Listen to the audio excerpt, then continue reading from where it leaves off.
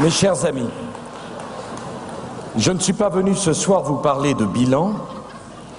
Le moment viendra, au bout des 5 années du mandat que vous m'avez confié, de juger ce qui aura été accompli. C'est presque 2 ans, jour pour jour, après son élection à la tête de la présidence française que Nicolas Sarkozy est venu hier à Nîmes. En ligne de mire, cette fois-ci, les élections européennes du 7 juin prochain.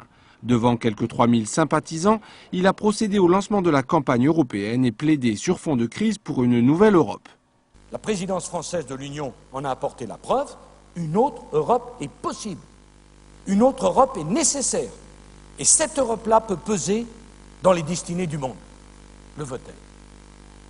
La réponse ne dépend que des Européens eux-mêmes.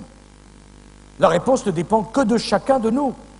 Nous devons cesser de parler de l'Europe comme de quelque chose extérieur à nous-mêmes. L'Europe, ce n'est pas eux. L'Europe, c'est nous. Si nous ne nous battons pas pour changer l'Europe, elle ne changera pas toute seule. Alors en balayant toutes les vieilles idées, toutes les vieilles habitudes, toutes les vieilles certitudes, la crise, mes chers compatriotes, nous rend de nouveau libres, libres d'imaginer, libres de penser, libres d'inventer notre avenir.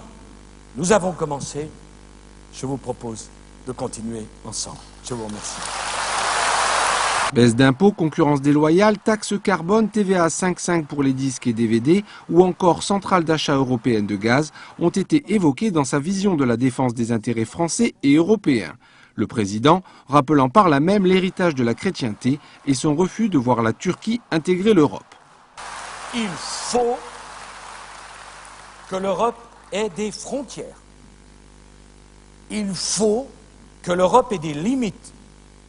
Il y a des pays, comme la Turquie, qui partagent avec l'Europe une part de destinée commune, qui ont vocation à construire avec l'Europe une relation privilégiée, qui ont vocation à être associés le plus étroitement possible à l'Europe, mais qui n'ont pas vocation à devenir membres de l'Union européenne.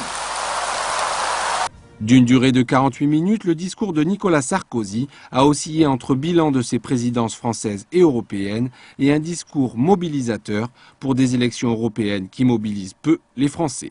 Le taux de participation en 2004 avait été de 43%.